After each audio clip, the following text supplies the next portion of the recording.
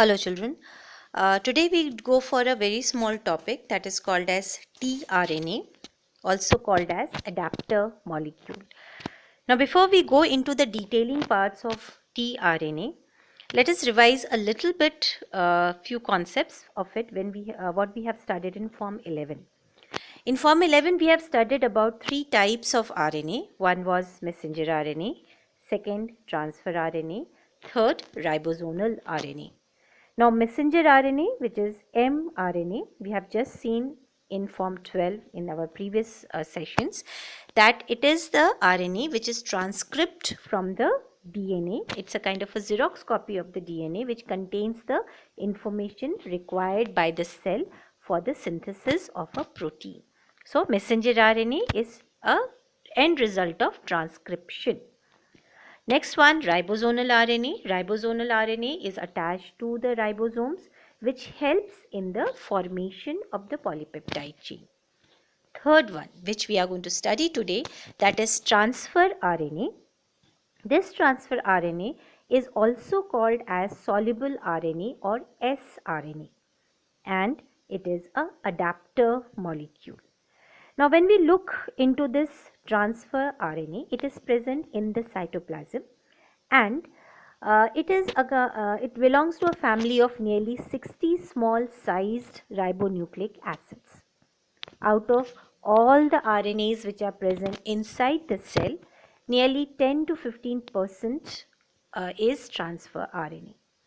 The sedimentation rate of this RNA is around 3.8 Swedberg's unit, and this transfer RNA is actually a single stranded polynucleotide chain when it is in primary structure. But once it assumes the secondary structure or it gets configured out in the secondary form, it takes the shape of a clover shape like structure, and once it goes into the tertiary form, this clover shape gets converted into some L-shaped like structure. This clover shaped like structure of transfer RNA was given by a scientist called as Robert Hulley.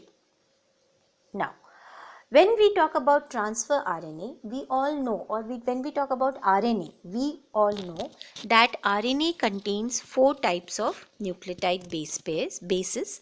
One is adenine, guanine, cytosinin, and instead of thymine, which is present in the DNA, in RNA we have uracil. So, adenine, guanine, cytosinin, and uracil. Along with these four bases, there are some more bases are present in transfer RNA, which gives the stability to the transfer RNA. Plus, it also prevents this transfer RNA from dehydration from a enzyme called as RNase. What are these bases? One of them, it is inosine, which is denoted by I. Another one is pseudouracil, which is denoted by psi, and third one is dehydroxyuridine, that is the uridine, which is again a unusual base present with the transfer RNA. Now let us have a look at the structure of the transfer RNA. In this slide towards your right hand side, you can see the linear part of the transfer RNA. Now once this is the primary structure. Now this primary structure, when it gets configured out in the secondary form, this looks like a clover shaped structure. You can say it is a looped structure, you can see. And it will be having some 5 loops, or you can say that 3 loops which you can see and 2 more attachment points. So a clover shaped structure will have 5 sites of attachment. Now what are they meant for? Let us have a look at it. We start from the top. Now at the top you can see towards your left hand side figure which is there is 3-5- end. Now this is the area where a amino acid attaches itself. Transfer RNA is an adapter molecule which delivers the amino acid depending upon the codon present on the messenger RNA. You can see in the diagram, in the down part you can see the messenger RNA where codons are there. For example, you can see GUC is one codon, CAG is another codon, then GAG. Now this is GAG is a codon which signals out for one amino acid, and the same amino acid will be attached to this 3' 5' end. So this site of transfer RNA is meant for the attachment of the amino acid. Next we come down to the D loop, which is towards the left hand side. This D loop is responsible for the attachment of an enzyme called as amino acyl synthetase. This amino acyl synthetase helps in the activation of the amino acid, which is going to be attached at 3' 5' end of the RNA. So D loop is responsible for binding amino acyl synthetase and enzyme. Then we come down to T loop, which is towards the right hand side. This T loop is responsible for the attachment or for the recognition of the ribosomes. So it helps in the attachment of this transfer RNA with the ribosome, so that the delivery of the amino acid from 3' 5' end based on the codon present on the messenger RNA is possible. Next one is this anticodon region, which is towards the downside. Now this anticodon region is a region which helps in the recognition of the codon present on the messenger RNA. So this anticodon region will be having anticodons of the codons present on the messenger RNA. Let me explain this statement. In the diagram you can see GAG. Now G is guanine, adenine and guanine. Guanine, adenine and guanine, these are the codons which are present on the messenger RNA. So what codons will be present, or what anticodons will be present in the transfer RNA for its recognition? G will be recognized by C, the complementary part of it. A will be having the complementary base U. G, again the complementary base is C. So anticodons will have just the opposite, just complementary base pairs of the codes which are present, of the codons which are present on the messenger RNA. Now with the help of these anticodons, they can recognize the site at which this whole transfer RNA has to come and attach itself, and finally it can deliver the the amino acid which is attached to the 3' 5' end on the messenger RNA with the help of ribosomes. This is the main function of transfer RNA. Basically, transfer RNA carries the amino acid with it. Anticodon will read the messenger RNA where it has to attach depending upon the anticodons present in that loop, and then it will attach to that codon, it will deliver that amino acid to that messenger RNA, then detaches itself and move out. This is how each and every amino acid will come one by one, carried by this transfer RNA. The last part of this transfer RNA is this orange color structure which you can see, that is a variable loop. This variable loop might be present, might not be present, it depends upon the species. If it is present, it is called, the species which are having this loop is called as class 2 species. If they are not having it, we call them as class 1. But whenever this variable loop is present, this loop which is present between the anticodon loop and T loop, whenever it is present, it helps in the stabilization of the secondary RNA to tertiary RNA.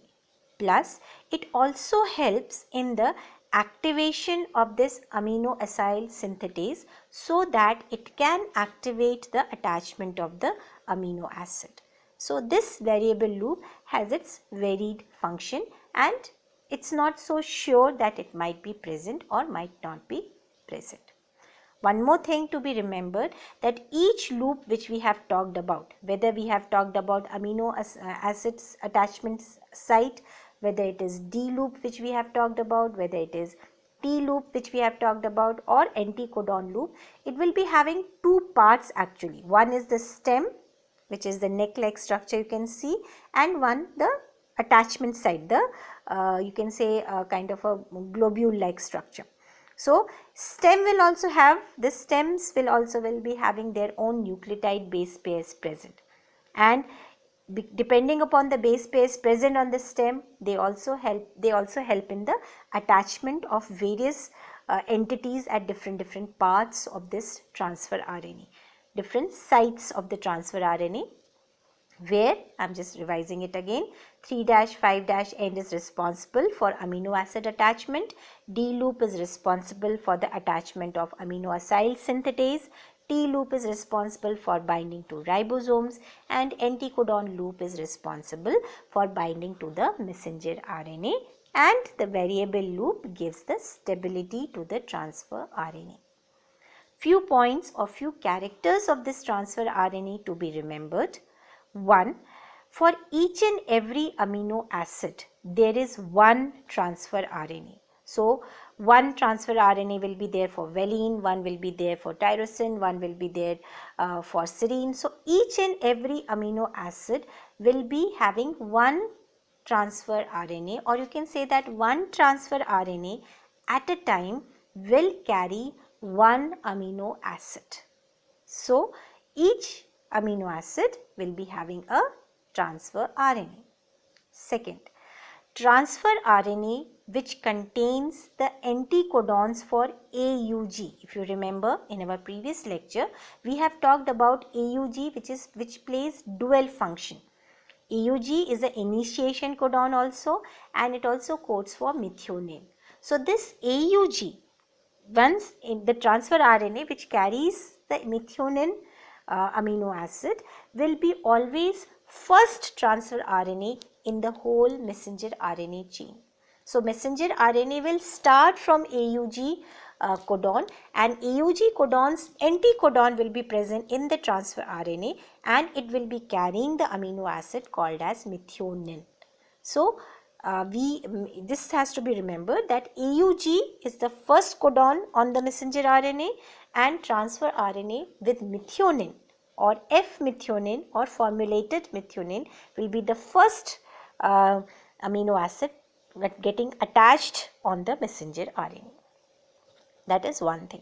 Second one, we have read in our again previous lecture, there are 64 codons, out of which 61 codes for amino acid, and there are 3 codons which do not code for any amino acids. That they are UGA, UAG and UAA. Now for these 3 codons, which are also called as stop codons, they do not have any this transfer RNA. So, stop codons do not have any transfer RNA. That is the key thing to understand. Whatever we have just gone through it, let us go through the slides for more understanding. Francis Crick proposed the presence of an adapter molecule which could read the code on one end, and on other end will bind to the specific amino acids. That's what it's saying, that towards the lower side it will read from the messenger RNA which codons it has to come up with it, and from the top side it will keep on attaching the amino acids. Second, before transfer RNA was known as soluble RNA, before it was called as soluble RNA, its role as an adapter molecule was also reported later. This was the diagram which we have discussed just now. What about the structure? Secondary structure of transfer RNA is a clover leaf-like structure. It has 5 arms or loops. Anticodon loop, which has base complementary to the code. Amino acid acceptor end, to which amino acid binds to it. That is the towards your right hand side the structure will be there. T loop, which helps in binding to the ribosomes. D loop, which helps in binding to the amino acyl synthetase, that's the enzyme, and a very small loop, that is the variable loop. So this is a kind of a structure of the transfer RNA. We move on to the characteristic. Each transfer RNA is specific for a particular amino acid. That's what I said. Each transfer RNA will carry one amino acid depending upon the codon present on the messenger RNA. A specific transfer RNA for initiation is called as initiator tRNA. Now, initiator tRNA will always carry which amino acid? Methionine. And the codon which will be present on the messenger RNA will always be AUG. So, in response to AUG present on the messenger RNA, this initiator tRNA will bring methionine to that site. There is no transfer RNA for the stop codons. They do not require any kind of coding. They are just terminating codons. So, naturally, they do not have any kind of transfer RNA allotted to them. All these things what we have just now gone through it, let us revise through it with a small video. Let's have a look at it.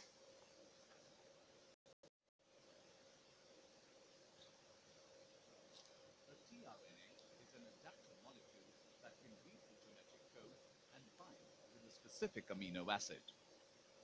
A tRNA has 3 loops and a tail. The 3 loops are called anticodon loop, D loop and T loop. The anticodon loop is formed of 5 base pairs. It binds to the complementary bases on the mRNA. The D loop is a 4 base pair stem that binds to amino acid tRNA synthetase.